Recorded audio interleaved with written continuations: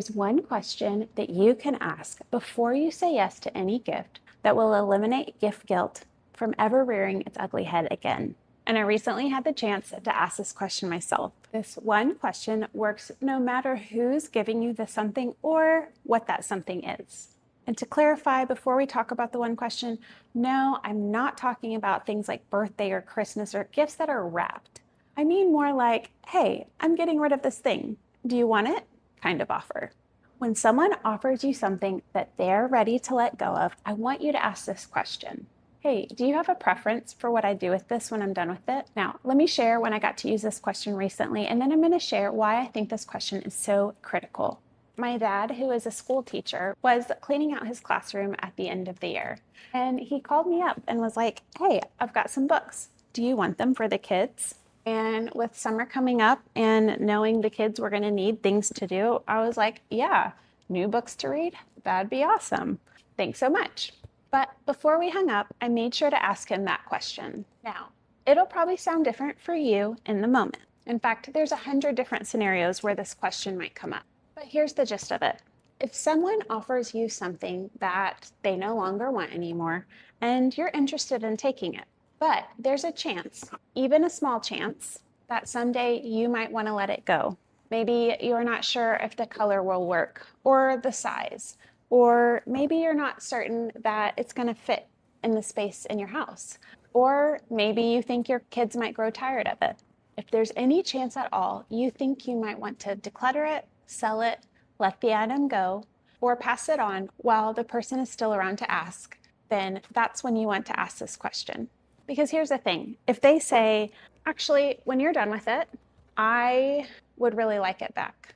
And you know that you live 2,000 miles away and you're not going to want to ship it back, then that might change your answer from, yes, I'd love it, to, actually, thank you so much for the offer, but I think I'm okay. Or maybe they say something like, when you're done with it, I want it to go to this specific shelter or this rescue or this specific donation center. And if that feels like too much to manage, that information might change your decision too. Or maybe they say, I don't care what you do with it when you're done with it. And that answer is exactly what gives you the ability to say yes with a clear conscience. So in our case, my kids love to read books, but sometimes they love reading them multiple times, and sometimes they just want to read it once and move it on. So I specifically asked if when we were done, if the kids didn't want to keep the book to reread it, if we could pass it on to our local little free library, which if you don't know what that is and you have kids, you should look that up because it's an awesome resource. And my dad was like, yeah, that's totally cool. I'm totally fine with that. So that made it easy for me to accept these books, even though I didn't know how many there was going to be, because I knew I wouldn't have any guilt and I wouldn't have to guess if he would be upset or have his feelings hurt if I chose to get rid of the books later. He had already told me he was comfortable with it before he even showed up at my door with boxes. Now, I'll be honest with you, asking this question for the first time can feel a little bit awkward as you're saying it out loud. And you might feel weird bringing it up mid-conversation when someone's just offered you something. I mean, how generous. And that's okay, friend, because really you can just frame it as you're bringing it up because you want to respect the wishes of that person and what they wish for the item that they're ready to let go of. And when you frame it that way, out of respect for their wishes, it removes the awkwardness because you're trying to honor the person, not question their decision to let the item go, right?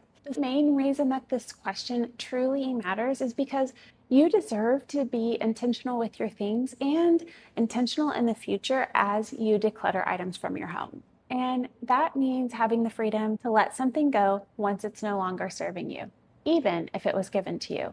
And this question gives you that freedom. It frees you from potential guilt before it even starts. And if you're on the fence about whether or not you actually need the item, if you do choose to accept it, then it gives you permission to let go of the item if you decide that you actually didn't need it in the first place. Maybe it was an impulsive thought.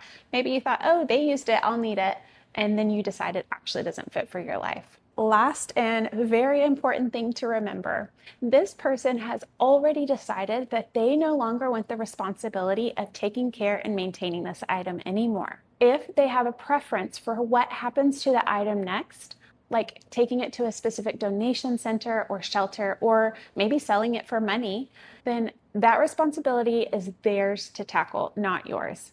So if you don't feel up to the task of disposing the item or moving it to its next home the way that that person would prefer, then that's okay. You can politely just say, I so appreciate you thinking of me.